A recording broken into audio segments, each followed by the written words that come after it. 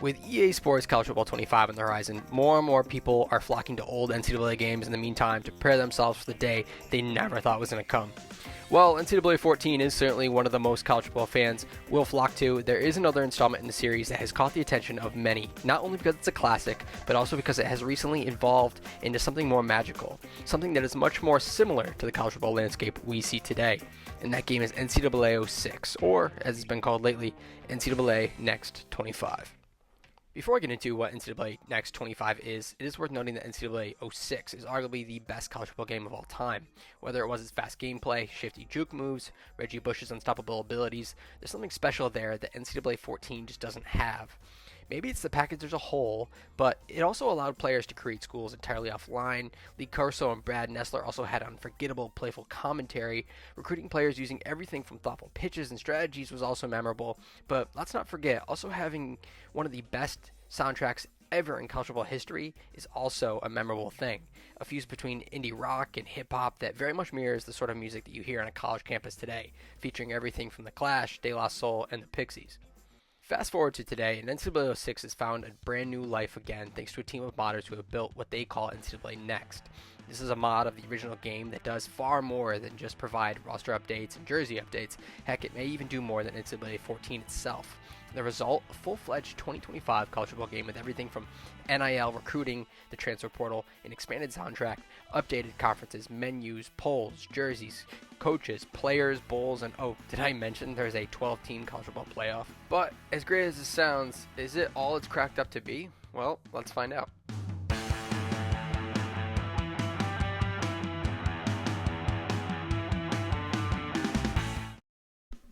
So a bit of a disclaimer here. It's first worth noting that the 2025 version of NCAA Next is currently in beta, so expect it to have completely up-to-date rosters and jerseys come football season.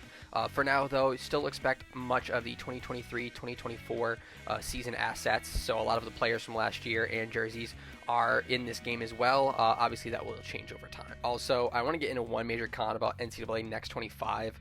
Unfortunately, this totally makes sense, but it's a sad thing.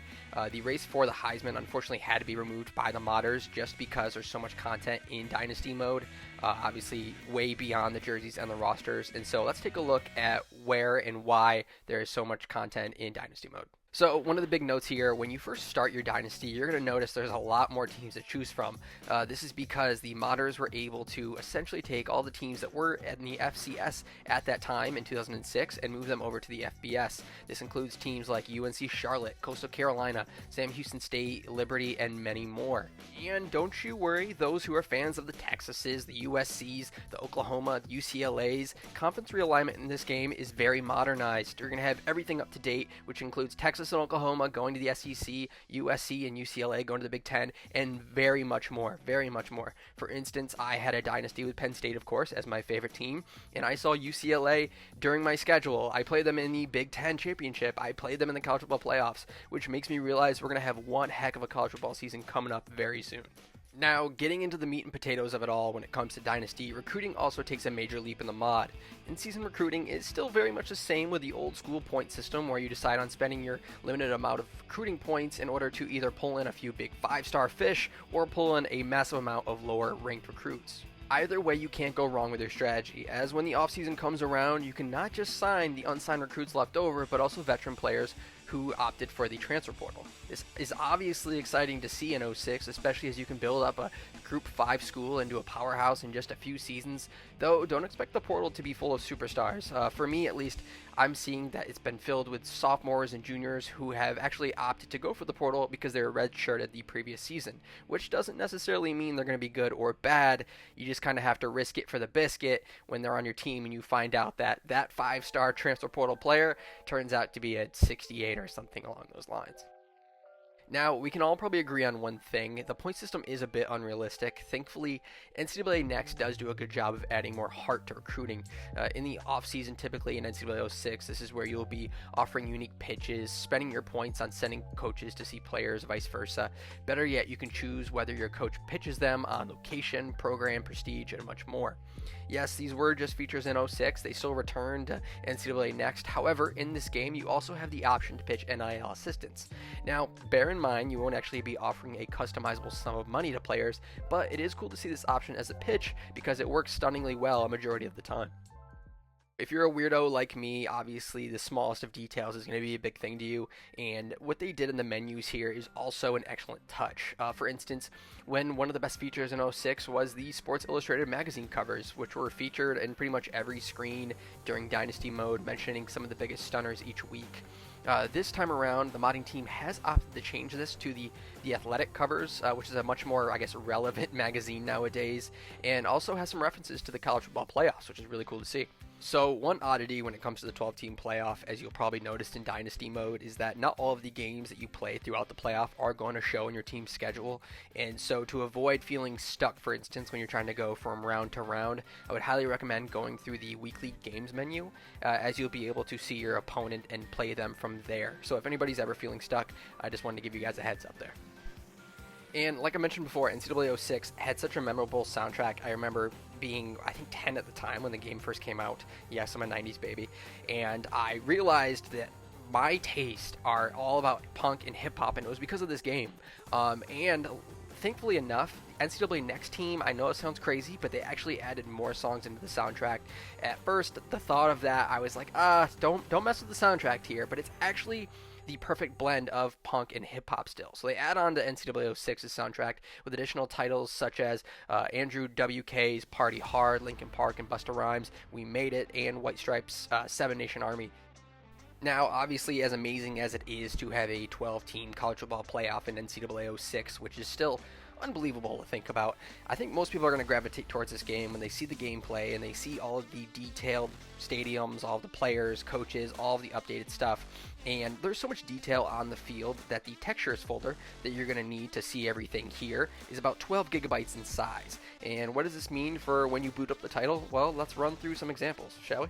For instance, just about every team will have an updated stadium in some capacity, whether it is as small as the updated Big Ten logo in Michigan Stadium or as big as complete rehauls to on-field paint jobs for a lot of teams in the game.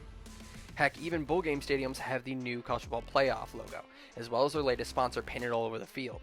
Meanwhile, you can expect most teams in the game to have every set of uniforms they've worn in the last decade. This includes Ohio State's all-black getup, the all-green getup for the Notre Dame Fighting Irish, and much more. This even includes updated patches and helmet models. Now, for those wanting an updated presentation with new announcers, a new scoreboard, all of that sort, you're not really going to get it here. Instead, you do see some changes with the logos. So for NCAA 06's logo, that has been replaced with NCAA Next's own logo. You're going to see that on the scoreboard. You're going to see that throughout the menus in Play Now, things along those lines. So it's not super major, but it is a nice, refreshing touch. And of course, lastly, the gameplay is very much the same as remembered in NCAA 06 for a good reason. That fast-paced gameplay has aged like fine wine, and there's no doubt that the juking, hurling, and catch mechanics are just as great as modern Madden games.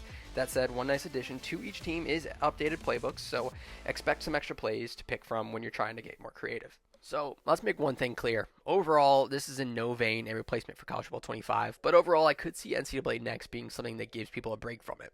Now, what do I mean by that? Well, for one thing, this experience can be played entirely offline. For instance, playable devices for NCAA Next span from the Steam Deck, the Rogue Ally, PCs, Macs, Xbox Series X and S, and including a wide variety of Android OS-based phones and tablets. In sum, this is incredibly surprising and a detailed mod to say the very least, and this is a damn good time waster.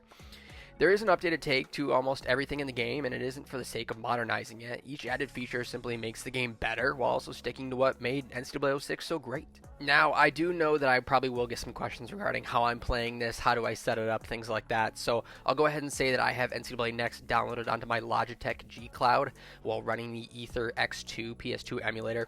And really all it took was following these super simple instructions on the mod's website, which I'll leave down below in the description. As far as the G Cloud is concerned, it is far from being the strongest handheld on the market, that is for sure. I do see some frame drops every often, I want to say maybe during kickoffs, but it's pretty solid overall.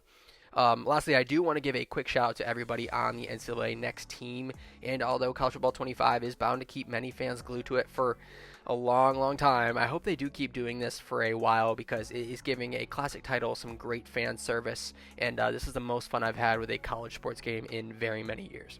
Anyways, guys, this is Dereklions signing out. Thank you so much for watching my video. I love you all for doing so. Have a great rest of your day, and until next time, bye.